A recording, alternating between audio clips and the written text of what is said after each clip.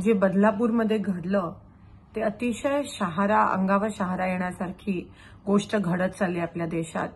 4 वर्षांच्या मुलींवर जर ह्या प्रकारचा अत्याचार होत असेल तर एक समाज म्हणून आपल्याला मान खाली करण्याची वेळ आली आहे।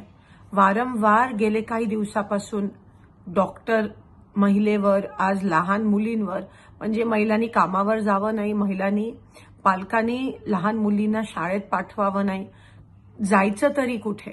आज आपलं पुरोगामी महाराष्ट्रात जर असं घडत असेल त्याची नोंद कोणी घेत नाहीये।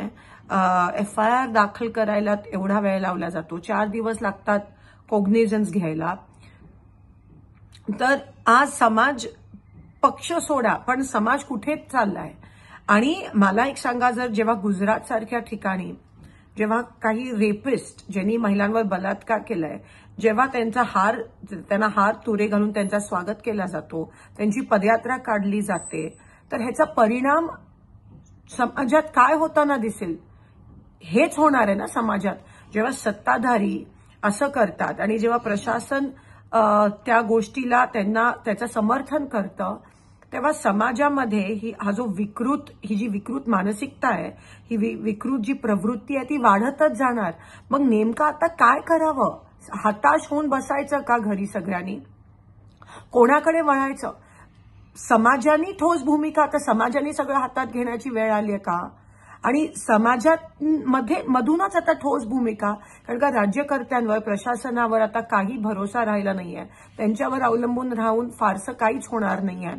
हा जो तीव्र निषेध होतोय तो आता रस्त्यावर आणण्याची वेळ आली आहे, आणि ते आपल्याला दिसतंय आज बदलापूरमध्ये जे काही घडतंय, आणि अतिशय ते रास्त आहे जे काय होतंय। मला असं वाटतं एकतर होम मिनिस्टरनी राजीनामा तर द्यायलाच पाहिजे, पण किती दिवस अजून हे चालणार आहे? पब्लिकली त्या माणसाला काय करायचं अशी वेळ आली आहे, म्हणजे एवढा राग आज आम्हाला सगळ्यांना वाटतोय। आणि फास्ट ट्रॅक कोर्ट्स लवकर होऊन जेव्हा नोंदच होत नाहीये, तेव्हा ही मानसिकता, अशी विकृत मानसिकता वाढतच जाणार आहे, कारण का वरून समर्थन मिळतंय। मग नेमकं करावं तरी काय? महिलांनी जायचं तरी कुठे?